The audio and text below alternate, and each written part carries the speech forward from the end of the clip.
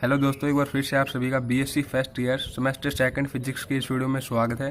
दोस्तों बिल्कुल पिछली वीडियो की तरह ही आज हम समझेंगे कि किस तरीके से हमारे पास प्रीवियस ईयर क्वेश्चन पेपर में से क्वेश्चन रिपीट होते हैं, कौन कौन से क्वेश्चन किस वर्ष पूछे गए थे। इसके साथ ही यहाँ पर हम डिस्कस करें प्रीवियस ईयर 3 मतलब कि 2017 से लेकर 2019 तक के एग्जाम में कौन कौन से क्वेश्चन पूछे गए थे और 2015 से लेकर 2019 तक के कौन कौन से जो वो क्वेश्चन थे जो कि एग्जाम में रिपीट हुए उनके बारे में भी।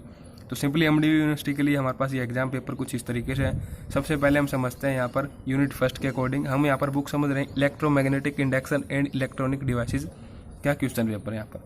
तो यूनिट 1 है ये एमडीयू 2019 का पेपर यहाँ पर देख रहे हैं इसको, ठीक है। तो इसके अंतर्गत फर्स्ट क्वेश्चन है यहाँ पर discuss in discharge of a capacitor through inductance and resistance, ये पूछा गया था सेक्शन फर्स्ट के अंतर्गत। ए क्वेश्चन का ए पार्ट। बी है यहाँ पर what do you mean by the quality factor of AC circuit, ठीक है, ये भी आसान है। फिर सेकंड का ए पार्ट है यहाँ पर कुछ इस तरीके से, बी पार्ट है कुछ इस तरीके से। नेक्स्ट चलते हैं यहाँ पर कुछ इंपॉर्टेंट क्वेश्चन की ओर। तो देखिए सेकंड जो यूनिट है इसमें से काफ़ी क्वेश्चन रिपीट हो रहे हैं। तो यहाँ पर देखिए तो क्वेश्चन नंबर 3 है इसका A part, explain the working of zener diode as voltage regulator, ये पूछा गया था एमडीयू 2016 के अंतर्गत, 18 के अंतर्गत, इसके साथ ही 19 के अंतर्गत। फिर इसका बी पार्ट है यहाँ पर explain the principle and construction of a solar cell, draw its V I graph या फिर करेक्टरिस्टिक, मतलब कि इनके बीच में हमें ग्राफ बनाना है वेलोसिटी एंड करंट के बीच में। तो कुछ इस तरीके से पूछा गया था एमडीयू 2017 में और 19 में। सेकंड फिर इसका सी पार्ट आ जाता है यहाँ पर draw a circuit and explain the working of full wave rectifier. तो जैसे कि आप देख पा रहे कि कंप्लीटली लगभग डिपेंड है कंप्लीट बुक की, जैसे कि हमने शुरुआती वीडियो में ही इसको समझ लिया था कि 12th पर बेस्ड है लगभग सारा काम। तो ये पूछा गया था यहाँ पर हाफ वेव रेक्टिफायर के लिए पूछा जा सकता है और फुल वेव के लिए पूछा जा सकता है। तो 2015 में पूछा गया था, 16 में और इसके साथ ही 19 में पूछा गया था ये। फिर नेक्स्ट समझते हैं यहाँ पर फोर्थ का ए पार्ट जो कि कुछ इस तरीके से है, डिस्कस वर्किंग ऑफ अनपियन ट्रांजिस्टर। फिर इसका बी पार्ट है define alpha beta and gamma for different amplifier configuration, also obtain relation between them, ठीक है ये भी। फिर फिफ्थ का ए पार्ट जो कि मोस्ट इंपॉर्टेंट क्वेश्चन है यहाँ पर, give the principle construction and working of CRO, मतलब कि cathode ray oscilloscope, discuss its use, इसके यूज भी हमें डिस्कस करना है। तो ये पूछा गया था 16 के अंतर्गत, 18 के अंतर्गत, 2019 के अंतर्गत। यहाँ पर जैसे कि 15 में ये पूछा गया था 2015 में इंटेंसिटी बाय कंट्रोल CRO, ये किस तरीके से कंट्रोल होगी इंटेंसिटी कैथोड रे ऑसिलोस्कोप की, जैसे कि ये मैंने यहाँ पर लिख भी रखा है। तो आने वाली वीडियो में अगर आप कहेंगे तो मैं इसकी वीडियो भी बनाने वाला हूँ। तो कुछ इस तरीके से आसान लैंग्वेज में मैंने कुछ इस तरीके से यहाँ पर लिख रखा है जिससे कि आप बड़े ही आसान तरीके से नोट बनाते हुए इसको समझ सकते हैं।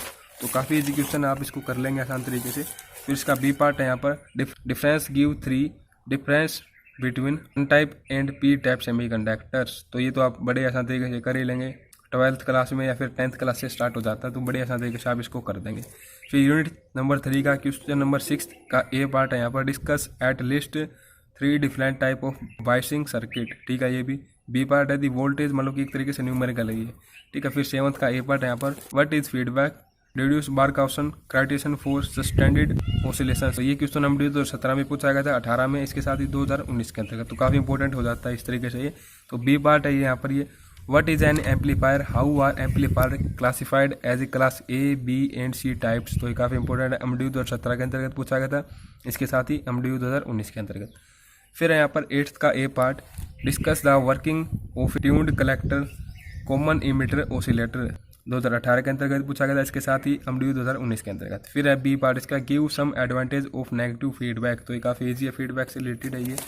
नेक्स्ट यहाँ पर 2018 का एग्जाम आ जाता है, मान लो कि 2019 का हम डिस्कस कर चुके हैं। तो 2018 का देखिए ए पार्ट में किस तरीके के क्वेश्चन है ये, what is transient current and time constant of A CR circuit. तो कुछ इस तरीके से आप देख सकते हैं, इनको समझ सकते हैं यहाँ से, ठीक है।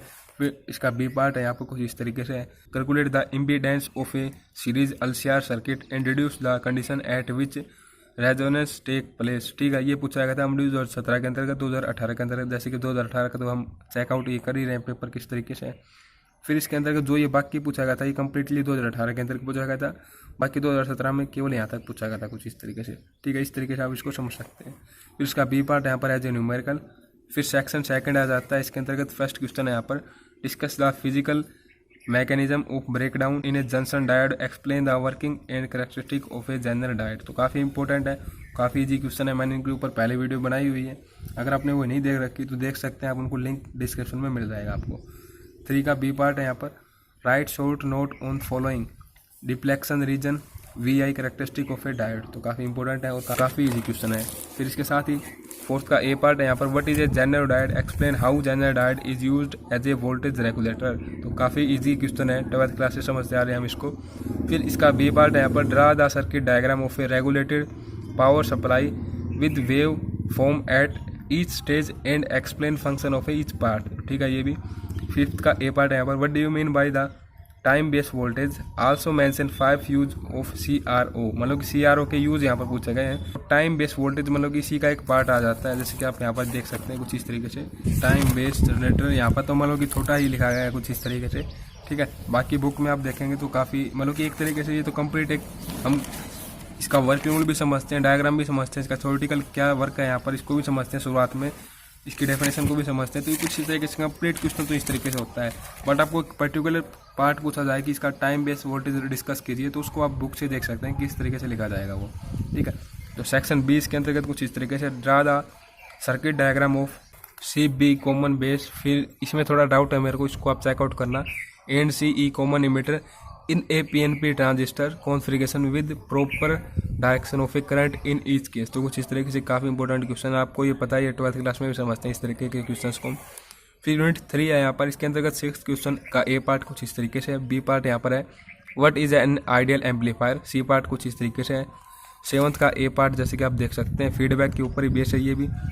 बी पार्ट ये है, discuss the basic working of tuned collector oscillator circuit. तो ये जो आप देख पा रहे हैं तीनों ही क्वेश्चन बार बार हर बार एग्जाम में रिपीट होते हैं, तो इनको आप जरूर कर लें। फिर इसी तरीके से यहाँ पर 8th का ए पार्ट जो कि एज ए न्यूमेरिकल है। बी पार्ट है यहाँ पर, how a Colpitts oscillator is different from a हार्ले ऑसिलेटर। तो इस तरीके से इंपॉर्टेंट क्वेश्चन हो जाता है ये भी। हम 2017 के एग्जाम को यहाँ पर डिस्कस करते हैं अब। तो डिस्कस करने के दौरान ही यूनिट फर्स्ट के अंतर्गत एक इंपॉर्टेंट क्वेश्चन आ जाता है यहाँ पर। फर्स्ट का ये part, derive Helmholtz equation for growth and decay of electric current in circuit containing a resistance and an inductance. तो काफ़ी इंपॉर्टेंट क्वेश्चन है ये भी। इसका बी पार्ट है, under what condition the discharge of a capacitor in a LCR circuit is oscillatory. तो ये भी काफ़ी इंपॉर्टेंट है। ठीक है, ये भी। सेकंड का ए पार्ट जैसे कि आप यहाँ से देख सकते हैं। फिर इसका बी पार्ट है कुछ इस तरीके से। सी पार्ट की ओर चलते हैं यहाँ पर, मतलब कि थर्ड क्वेश्चन का बी पार्ट, ए पार्ट शायद मिसिंग है यहाँ पर। तो what is a LED, in what way a LED is superior to other lamps. ये 2015 में पूछा गया था, 2017 में पूछा गया था। LED की आप फुल फॉर्म कमेंट करके बताना क्या होती है। ठीक है, फोर्थ का ए पार्ट है यहाँ पर, what is regulated power supply, discuss it's circuit diagram and working. ठीक है, ये भी। फिर नेक्स्ट अपने पास है यहाँ पर इसी का B part, explain the principle and construction of a solar cell, draw its voltage current characteristic. तो इसका ग्राफ है वो हमें बनाना है। फिर फिफ्थ का ए पार्ट जैसे कि आप यहाँ से देख सकते हैं बिल्कुल उसी तरीके से, कॉमन इमीटर कॉन्फ़िगरेशन, ये हमें सब कुछ करना होता है, आपको पता ही है। इसका बी पार्ट है कुछ इस तरीके से, न्यूमेरिकल बेस है ये। फिर इसका थर्ड सेक्शन के क्वेश्चन में हम आ जाते हैं, जो कि कुछ इस तरीके के क्वेश्चन है यहाँ पर, जैसे कि आप देख पा रहे होंगे। ऐसा नहीं कि यहाँ से रिपीट नहीं हो रही है, क्वेश्चन रिपीट हो रहे हैं, बट वो मैंने यहाँ पर फर्स्ट जो हमने पेपर डिस्कस किया था वहाँ तक ही मैंने सीमित कर दिया कि कौन कौन से रिपीट हो रहे हैं, वहाँ पर हमने मार्क कर दिया इसको। यहाँ पर आप देख सकते हैं कि किस तरीके के क्वेश्चन है। तो इसमें फीडबैक के ऊपर एक बेस्ड है क्वेश्चन, जैसे कि आप देख सकते हैं 7th का ए। फिर यहाँ पर कोबाल्टर ऑसिलेटर पर फिर से अगेन आ चुका है ये क्वेश्चन, हार्ले वालों की। इसी तरीके से हमने यहाँ पर समझा था ये, जैसे कि आप यहाँ पर देख पाएंगे। तो यहाँ पर लिख भी सकते हैं हम, MDU 2018 में पूछा गया था, MDU 2017 में पूछा गया। तो ये आपको जैसे क्वेश्चन पेपर आप देखेंगे इनको, तो आप देखते हुए समझ जाएंगे कि कौन सा रिपीट हो रहा है बार बार। फिर 8th का ए पार्ट कुछ इस तरीके से है, बी पार्ट कुछ इस तरीके से है। तो यहाँ पर हमने समाप्त कर दिए हैं सभी क्वेश्चन पेपर किस तरीके से, तो किस तरीके के कौन से क्वेश्चन इनमें आए हुए हैं जो कि रिपीट होते हैं।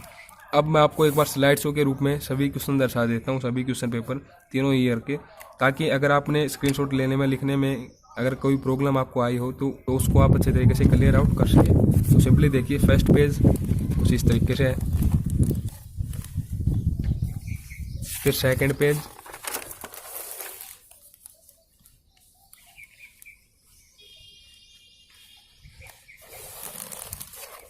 थर्ड पेज,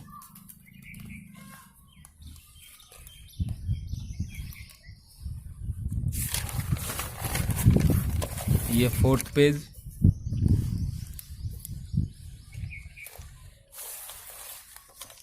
ये फिफ्थ पेज यहाँ पर, अगर आपको इन क्वेश्चन पेपर के जो भी आप ये देख पा रहे होंगे, अगर आपको सोल्ड क्वेश्चन पेपर मतलब कि एक तरीके से सोल्ड इनके आंसर भी चाहिए, मतलब कि विद सॉल्यूशन आपको यदि ये चाहिए तो आप मेरे को मेल कर सकते हैं। मेरी मेल आईडी आपको इस चैनल के अबाउट सेक्शन में मिल जाएगी, ठीक है। फिर इस तरीके से ये देख सकते हैं आप पेज किस तरीके से क्वेश्चन है इस पर, और ये आ जाता है लास्ट वन पेज यहाँ पर। तो इस तरीके से वीडियो को देखने के लिए आप सभी दोस्तों का बहुत बहुत धन्यवाद। चैनल पर अगर आप नए हैं तो कोई दिक्कत वाली बात नहीं, सब्सक्राइब करें ना करें। वीडियो को देखने के लिए बहुत बहुत धन्यवाद।